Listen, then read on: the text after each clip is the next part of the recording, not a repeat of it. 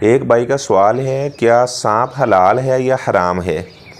تو یہ بات ذہن نشین کر لیں کہ حلت حرمت کا فتویٰ دینا یہ بہت بڑا ایک معاملہ ہوتا ہے۔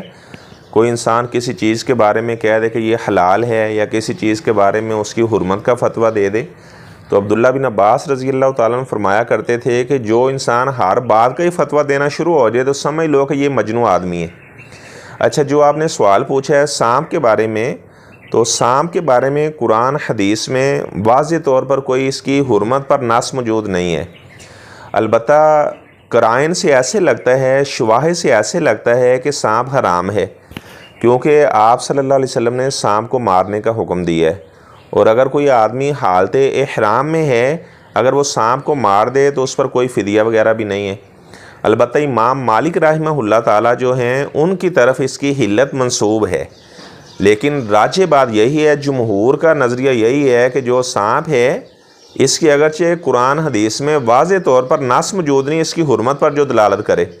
لیکن جو سانپ ہے کیونکہ یہ ایک موذی جانور ہے اور اس کو جو مارنے کا حکم ہے یہی اس بات پہ دلالت کرتا ہے کہ یہ حلال نہیں ہے بلکہ حرام ہے۔